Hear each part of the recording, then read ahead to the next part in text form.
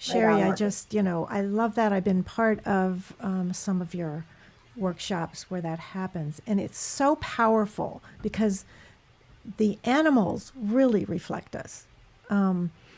It's like back when you first started that, I got to be at your very first one. And it affected me so much. So I wanted to be a better leader, whether it's with humans that I work with or animals, right? And it's like Sherry has a horse, a white horse named Callie, and otherwise known as the Kali Lama because she is so wise.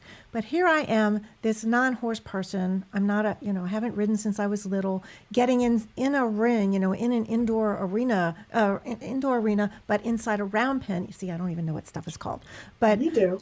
yeah, I know. But but to be in there, and then you and another very excellent horse person were on the outside observing. And again, you gave instructions to be a leader.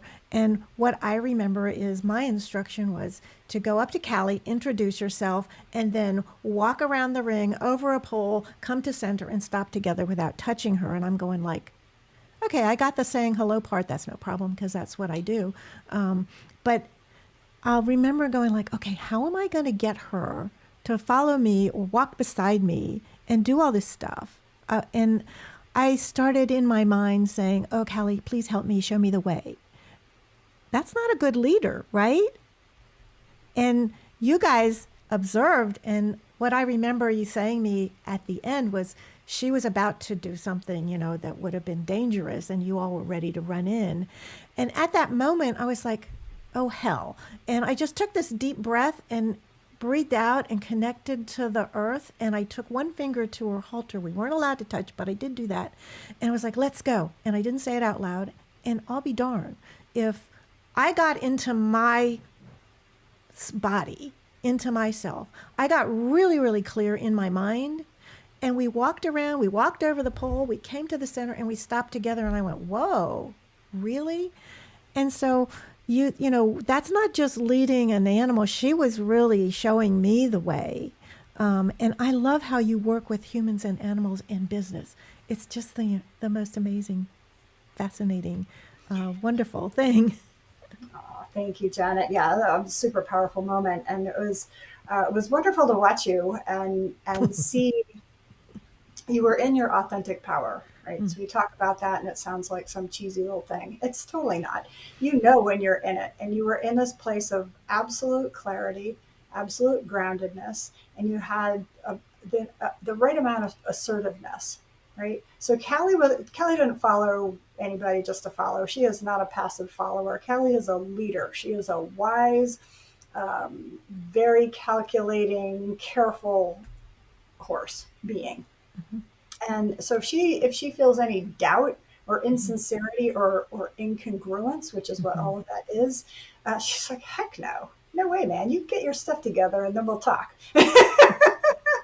And you did in this spot. I mean, it was this transformation. You were just like, boom, you landed in this spot and you were, I mean, emotionally, energetically, physically, it all came together. You just integrated all of the powerful forces in that moment. And together you guys were one. And it was really beautiful to watch.